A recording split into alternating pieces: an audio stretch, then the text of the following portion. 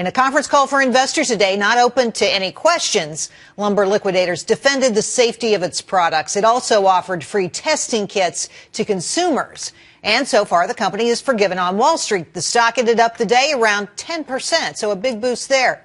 Wall Street seems to trust Lumber Liquidators, but should consumers? Here to weigh in, Richard Drury, an attorney who is leading the class action lawsuit against the company in California, and Kip Howlett, who is president of the Hardwood and Plywood Veneer Association, two experts weighing in tonight on Lumber Liquidators. Richard, I'll start with you. So the material in question in this product, formaldehyde. Tell our viewers what the dangers of formaldehyde are to the human body. Formaldehyde is a known human carcinogen. Long-term exposure can cause cancer, but short-term exposure also has health effects such as respiratory ailments, burning lungs, asthma, and burning eyes and throat. So, Kip, to you, you're an expert on these products. You watch all of them all over the world, actually. Today on a conference call, Lumber Liquidators said, hey, there's lots of products all through your house that contain formaldehyde. Here's a list of some: foam insulation, wallpaper, cosmetics, of course, the laminate flooring, decorative laminates, paper products. What do you say to that? Is formaldehyde in everything? Well, formaldehyde is a widely used chemical in a wide variety of products, but you know, there are standards and regulations that basically govern their use. And certainly formaldehyde resins have been used in the forest products, wood products industry for over 40 years, but there are tight regulations that basically restrict how we can use those. So it's resins controlled pretty closely how they're used, so they really can't they can't hurt folks. Go right ahead. Well, the first regulation on formaldehyde in composite wood products was actually developed at the federal level by the Housing and Urban Development Department in the early 1980s. So it goes back a way. All right.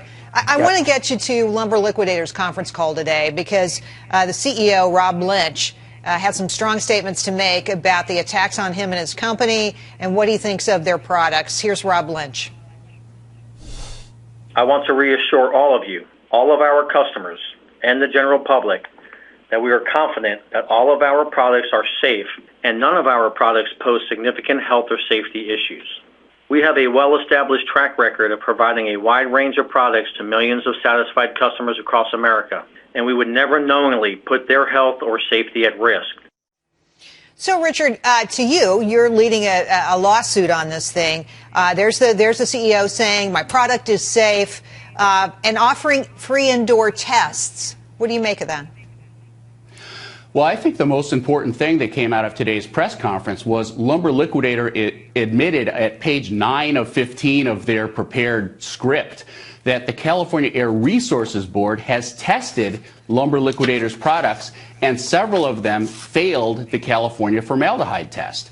This is the first time that Lumber Liquidators has admitted that its products have failed the California formaldehyde test done by the California Regulatory Agency. So now it's not just 60 Minutes that conducted 30 tests and Lumber Liquidators failed all but one of those tests.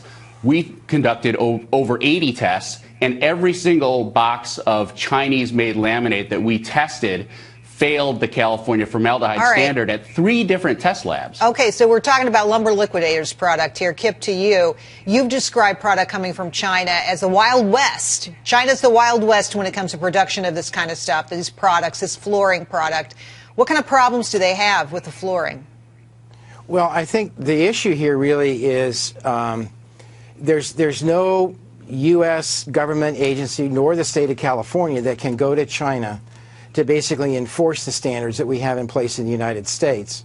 So you have to rely on the chain of commerce to basically enforce the regulation. And I think that probably the most telling piece of the 60 Minutes was when they had the Chinese manufacturer on camera, and he showed the 2 boxes. Both were saying that they were Carb 2 certified, and he said one is and one isn't.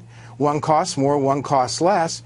It's kind of you decide, and there's no real active enforcement in the United States because right now the only emission standard in place at these new lower levels is California, and it's only for products sold in California, and we've really not seen a lot of enforcement out of them.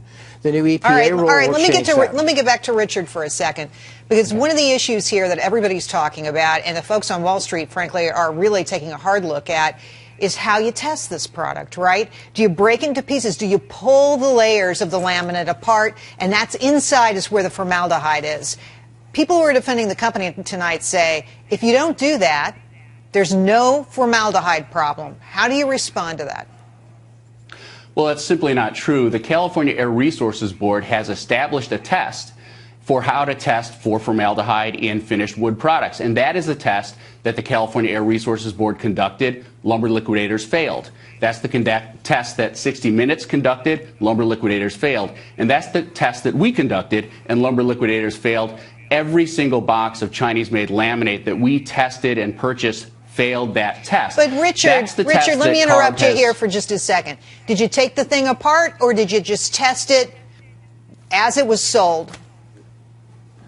We conducted the test that California Air Resources Board has prescribed, which requires you to take the top layer of lamination off of the wood. Right. Because the standard is designed for the core board, for inside the wood. California has determined that if the formaldehyde is in the wood, it's going to come out. And having a piece of plastic on top isn't going to keep it in, especially given that the sides and the back are not laminated. They're open to the air. Now, it may come out slowly or it may come out Let's quickly. get back to Kip for a second here. Do you agree with this analysis?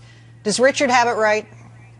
Well, California prescribes on laminated products that have been fabricated, and fabricators are exempt from the California rule. The only way that you can enforce that regulation is you have to remove the laminate.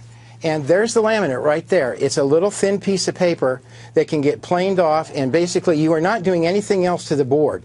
You're not pulling the board apart, you're not chopping it up or anything else. It stays as a solid board. And Kip, quickly before we go here, are American retailers using the excuse of poor Chinese construction as a way to get product onto American shelves that is subpar, maybe even dangerous?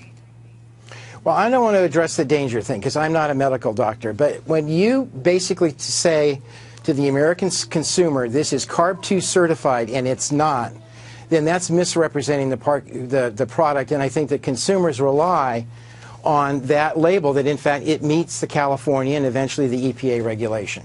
Because that California standard is going to become the national standard.